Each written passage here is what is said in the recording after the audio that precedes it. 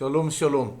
This video is about the Gospel of John chapter 13 verses 31 to 38, and it's about Kefa Simon Peter's prayer regarding where YESHUA was going. And I'll read the text for you. Then when Judah had gone out to betray YESHUA, YESHUA said to the others, "Now the Son of Man is glorified, and God is glorified in him. If God is glorified in him, God will glorify him in himself, and will glorify him at once. Little children, I am with you only a little longer.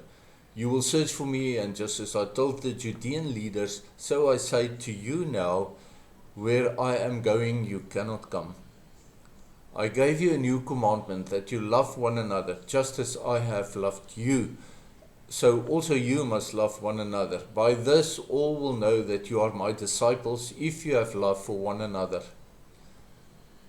"Master, where are you going?" Simon Peter said to him. YESHUA answered, "Where I am going you cannot follow me now, but you will follow me later." Peter said to him, "Master, why can't I follow you now? I'll lay down my life for you." And YESHUA answered, "Will you lay down your life for me? Amen, amen, I tell you, before the rooster crows, you will deny me 3 times.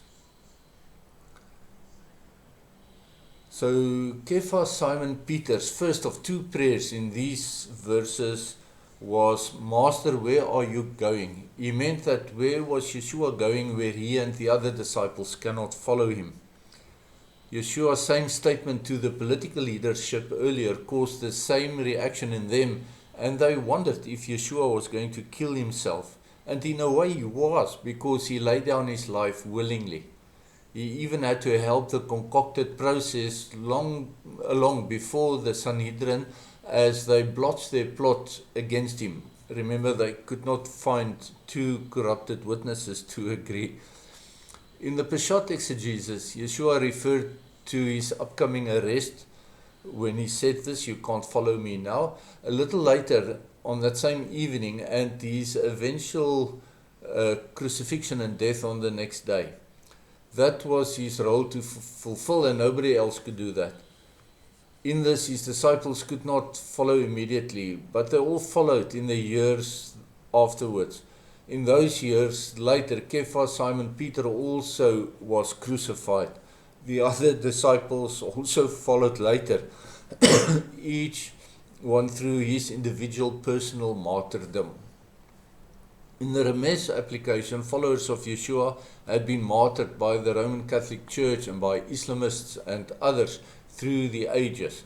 It is only in the last 2 centuries that doctrine crept into believers' hearts that they will somehow float away in a rapture before trouble and tribulation comes.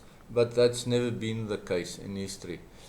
In the extended Drash exegesis, the tribulation and the great tribulation followers of YESHUA will also follow that path of martyrdom before Adonai YESHUA returns to trample those enemies into a bloody pulp. In the sort or hidden exegesis, we have a chok. A chok is something that does not make logical sense, a Hebrew expression, a chok. Through suffering and tribulation, God is glorified by YESHUA first, and then also by believers who stay the course when they are tested to death on every side. And then he glorifies the suffering servant and the suffering servants after him in return. YESHUA's glory was bestowed on him in his suffering. That is the chok. How can suffering lead to glorification? The glorification of YESHUA's followers likewise follows after their suffering. Kefa Simon Peter had to be hardened up through what awaited for him in that night. We too must resolve ourselves now before tribulation starts to endure to the end. Then our glory, our reward and justification by God will certainly come. And with that I bid you shalom, shalom.